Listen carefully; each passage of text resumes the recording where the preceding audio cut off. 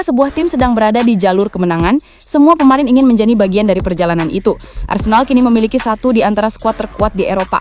Kemenangan 3-1 atas Bayern Munchen pada Castle League Liga Champions Kamis kembali menunjukkan keseimbangan ideal yang belakangan menjadi ciri tim ini.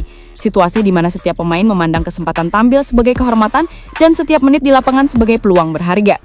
Inilah bentuk kompetisi internal paling langka dalam sepak bola, kompetisi yang sehat yang justru menghidupkan tim.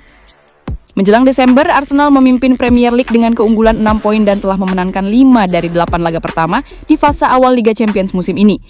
Skuad asuhan Mikel Arteta tampak berada dalam titik keseimbangan yang sempurna. Para starter merasa didukung sekaligus ditekan oleh para pemain di bangku cadangan. Mereka yang duduk sebagai pengganti pun tidak melihatnya sebagai penurunan status, melainkan kesempatan untuk memberi kontribusi saat dibutuhkan.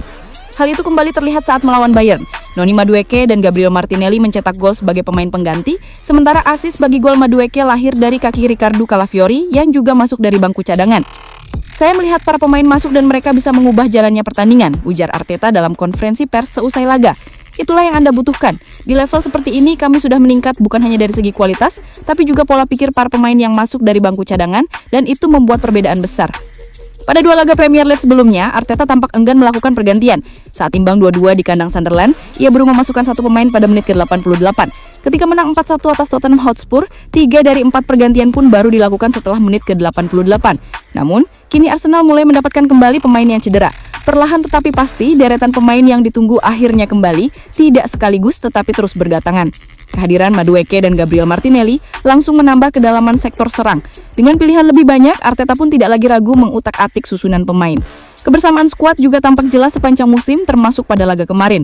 Meski diterpa cedera, Arsenal tidak goyah. Ketika satu pemain absen, pemain lain langsung mengisi perannya. Arsenal kehilangan ancaman utama dari situasi bola mati karena bek tengah, Gabriel, absen. Namun Jurrien Timber langsung tampil menggantikannya, mencetak gol pembuka melalui tandukan cermat menyambut umpan sudut. Tanpa Gabriel dan Martin Odegaard, Arsenal sempat kehilangan 2 figur pemimpin penting dalam skuad. Peran itu pun diambil alih oleh Bukayo Saka dan Declan Rice. Kedua ini berbagi ban kapten sepanjang 90 menit dan sama-sama berperan besar dalam kemenangan. Asis pertama Saka musim ini hadir dari sepak pojok yang dituntaskan Timber.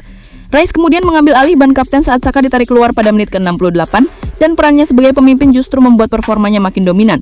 Berbicara kepada TNT Sports setelah laga, Rice menegaskan bahwa siapapun yang tampil, kualitas Arsenal tetap terjaga. Itu karena manajer, ujarnya. Itu karena cara kami bekerja setiap hari. Semua pemain percaya penuh pada dirinya dan apa yang ia lakukan. Setiap pertandingan membutuhkan pendekatan yang berbeda. Laga melawan Chelsea akhir pekan nanti, Arsenal bertandang ke Stamford Bridge akan menjadi pertandingan yang benar-benar berbeda secara taktik. Tapi setiap pemain tahu perannya masing-masing dan itu yang terpenting. Tutur Rice.